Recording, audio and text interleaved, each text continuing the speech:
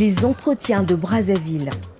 La 3e édition a réuni le 4 juillet dernier au Palais des Congrès des personnalités, notamment le Premier ministre et chef du gouvernement de la République du Congo, Clément Mwamba, et d'autres assistants autour d'un thème captivant. L'Afrique et la CPI aux sources du malaise. Animé par Vincent Hervoué, éditorialiste à LCI Sud Radio et à l'Observateur du Maroc et de l'Afrique. Avec l'intervention de Alexis Tambwe Mwamba, ministre de la Justice de la République démocratique du Congo, Thierry Mongala, ministre de la Communication et porte-parole du gouvernement de la République du Congo, Désiré Assogbavi, avocat, représentant, résident et chef du bureau international de liaison d'Oxfam auprès de l'Union africaine. Voici ce qui en a été du débat. Bref, la CPI, comment ça marche et comment ça ne marche plus. Nous étions le pays qui avait permis la mise en œuvre de la CPI. Donc au départ, nous sommes tout à fait heureux de dire qu'il faut mettre en place la CPI. Mais maintenant, nous nous posons la question de savoir si d'autres ne l'utilisaient pas à d'autres fins.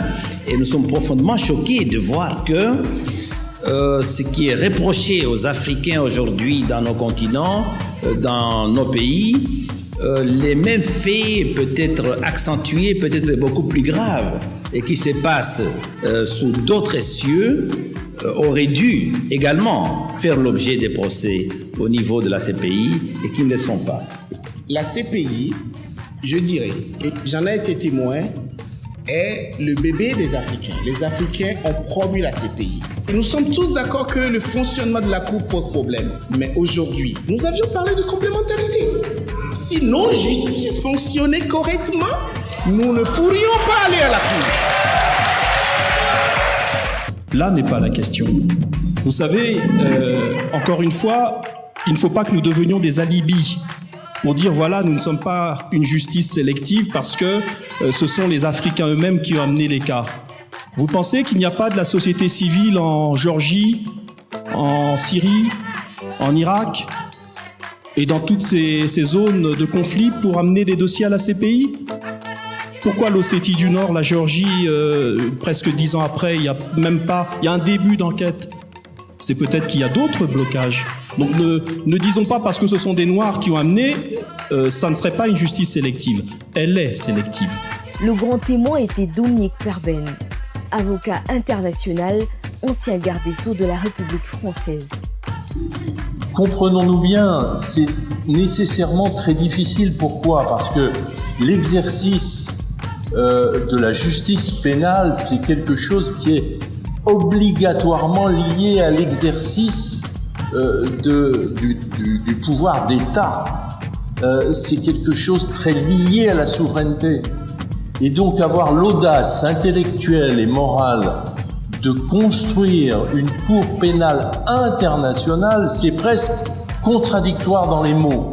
Et pour autant, on a bien compris que ça pouvait être nécessaire. L'assistance a vivement participé lors de la séance questions-réponses. Tout à l'heure, je vous ai entendu, vous avez pas mal pris en exemple le cas de Hissène Habré. Alors, est-ce qu'on peut lire entre les lignes justement par rapport à vos exemples sur ce cas, qu'il faut abandonner la juridiction qu'est la Cour pénale internationale pour s'appuyer sur ce qui se fait dans le cadre de la compétence universelle ou pas ? Non, si on doit aller dans une telle direction qui serait de régionaliser en partie le fonctionnement de la CPI, il faudrait bien entendu revoir la charte. C'est-à-dire que ça suppose que il y ait une négociation internationale, donc c'est très lourd, c'est très complexe. Mais si on ne lance pas des idées de réforme et d'amélioration, on risque de rester dans cette situation de blocage qu'on connaît actuellement. Des réactions à la fin de l'événement. Pour moi, l'Afrique et la CPI, c'est un sujet inépuisable. Je savais que ce serait très intéressant, ça l'a été. Le débat a été suffisamment élevé, nous étions tous passionnés. Et on aurait pu rester des heures et des heures à continuer à parler de ça. C'est inépuisable, tout simplement. C'était ce que vous avez suivi ou manqué lors des entretiens de Brazzaville Dièse 3. Rendez-vous au mois de septembre pour les entretiens de Brazzaville Dièse 4. Si vous avez aimé cette édition, dites merci à nos partenaires. Banque Sino-Congolaise pour l'Afrique, Africa 24 et CER, leader production consulting, Éminence Conseil.